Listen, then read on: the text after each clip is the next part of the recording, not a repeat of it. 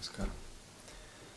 Сегодня еще один принцип, который позволяет утвердить гармонию в своей материальной сфере. Он называется апариграха. Апариграха, литературный перевод будет избегание излишеств. То есть это такой принятый добровольно на себя аскетизм, то есть разумное отношение к жизни, избегать погони за желаниями, а именно быть довольным в материальной сфере, быть довольным тем, что приходит к тебе естественно, без каких-то больших усилий.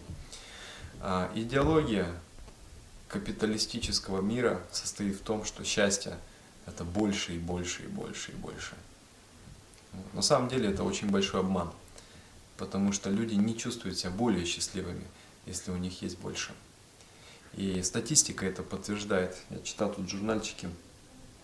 В Штатах, в Соединенных проводили социологический опрос и сравнили результаты социологических опросов 30 лет назад и сейчас.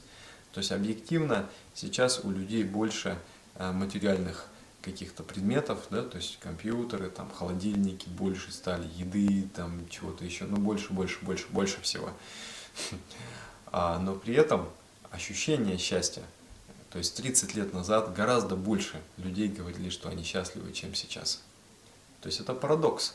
Это вот эта вот доктрина, которая внушается потребительскому обществу, что больше значит лучше, она несправедлива, то есть это очень большая ложь.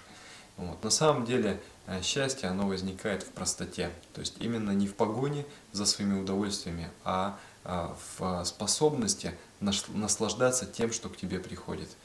Понимаете, что мы живем, и все время мы хотим большего, и за вот этим желанием мы никогда не видим того, что у нас есть. И поэтому мы нарушаем следующий принцип, я потом буду рассказывать об этом, принцип удовлетворенности. И вот апариграха, к тому же она имеет еще социальную важность. То есть в этот мир так устроен, что всем всего должно хватать. То есть всему человечеству должно хватать всего согласно нашим нуждам, но не согласно нашим желаниям. Потому что желания человека, они безграничны. И когда свою духовную жажду, вот эту нашу человеческую природу, то есть духовная жажда, жажда бесконечности – это неотъемлемая часть человека. У любого человека сидит вот эта вот тоска о бесконечности. И когда мы вот эту тоску о бесконечности пытаемся реализовать в материальной сфере, не в духовной сфере, не в психической сфере, результат получается такой, что одни люди накапливают в себе огромные чрезмерные богатства, и остальным людям остается вот горошины. Да, то есть там первая сотня богатых людей, они владеют богатством, эквивалентным богатству всего остального человечества. То есть это абсолютно абсурд. Если в семье человек так будет действовать, мы скажем, у него что-то не в порядке с головой, но в обществе, когда человек действует таким образом, мы считаем, ой, это молодец, это хороший человек. Это неправильно, это глубоко неправильно, и где-то внутри мы это чувствуем. То есть так быть не должно. Вот, поэтому для йога, то есть все, что он получает в жизни, это не обет бедности, не путайте. То есть не надо пойти и всю свою собственность раздать и жить потом в нищете. Нет, это не обет бедности. То есть все равно нам даются материальные ресурсы в соответствии с нашей способностью управлять этими материальными ресурсами. То есть ты, если способен сохранять, накапливать, приумножать эти материальные ресурсы, тебе это дается. И это хорошо. То есть, если у тебя много тебе приходит, ты очень удачлив в финансовой сфере, это неплохо, это хорошо. Но в идеале, то есть как ты будешь относиться к той собственности, которая приходит? В идеале нужно относиться с непривязанностью. То есть это вообще не мое. Это мне Бог дает для того, чтобы я делал что-то благое для этого мира, для того, чтобы я служил этому миру. И человек, который следует апариграхе, он в личной жизни следует некоторому аскетизму. То есть он избегает излишеств, он говорит, это лишнее, это лишнее, это лишнее, это лишнее. У него очень высокая самодисциплина, у него очень высокий самоконтроль. Вот. И тот, кто следует апариграхе, он направляет свои ресурсы на то, чтобы создавать что-то хорошее для других людей, содействуя счастью других людей. То есть мне это все дано для чего? Для того, чтобы я делал что-то для других, для того, чтобы я мог управлять этими ресурсами, чтобы все были счастливы. Не просто один человек. То есть это очень эгоистическая доктрина. Мы дошли до такой жизни, что мы именно этой доктрине следуем. Мне дано, это мое. Из-за того, что все думают вот так, это мое, мир очень сильно страдает, природа очень сильно страдает. Обогащение любой ценой, обогащение любыми способами. Это против гармонии. Человек никогда не будет счастлив таким образом. То есть человек обязательно будет несчастлив, даже если он супер богат. Вот, поэтому наша задача перестраивать себя. И, то есть важно переделать свое отношение. Даже если у тебя уже есть много, нужно поменять свое отношение к этому. Это дано для содействия благополучия другим людям. И задание будет такое. То есть попробуйте проанализировать свою ситуацию и избегать излишеств. То есть скажите себе: о, вот это вот, мне действительно это нужно? Это действительно сделает меня счастливым? Вот честно, правда? Ну ладно, тогда хорошо. Нет, кажется, это не сделает меня счастливым. И если это вы оцениваете это как излишество, сделайте ментальные усилия и отодвиньте. Скажите: ладно, не сегодня. Вот. Постарайтесь хотя бы маленькое что-то, сэкономить что-то на себе. Где-то от чего-то, каких-то несущественных вещей отказаться.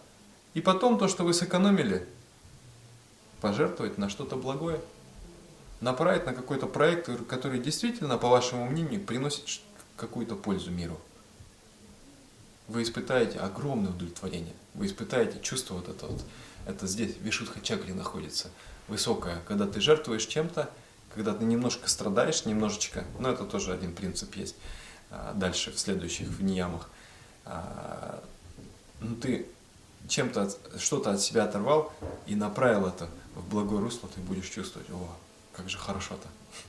Вот, апариграха рождает удовлетворенность жизнью.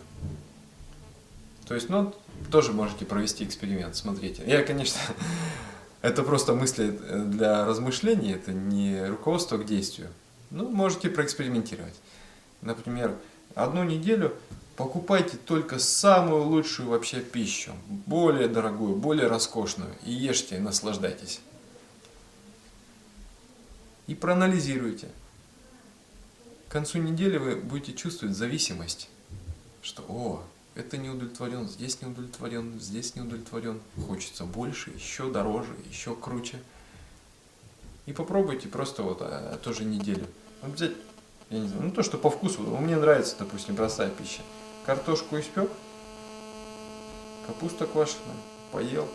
Ну, она сбалансированная, не говорю, что нужно как поросенок, да, есть все подряд.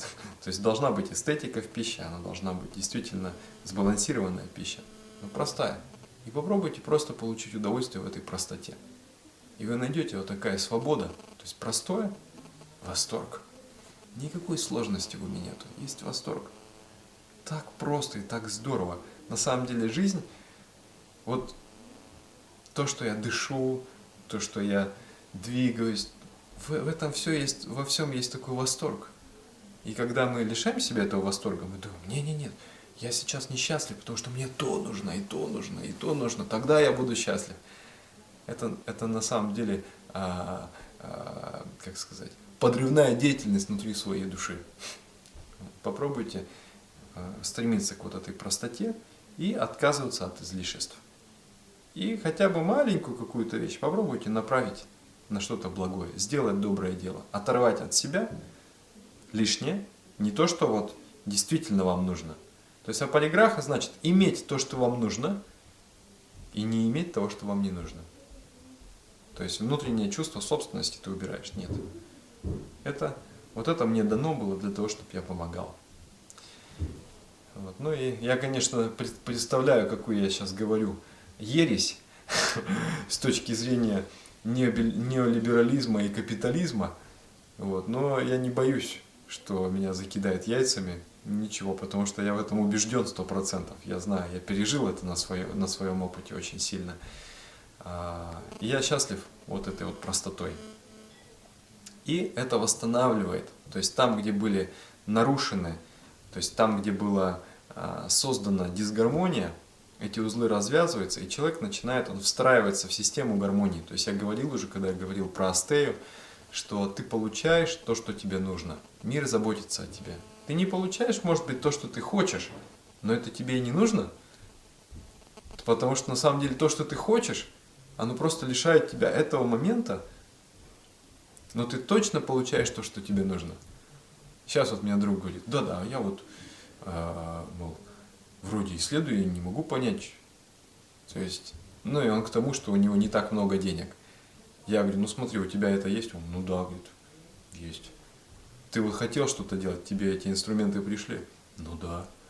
А живешь ты где? Он говорит, ну да, говорит, вообще как Швейцария, говорит, у меня здесь. Тут просто вообще курорт и все. И фантастика, говорит, даже пищу готовить не надо, все приготовят, меня накормят.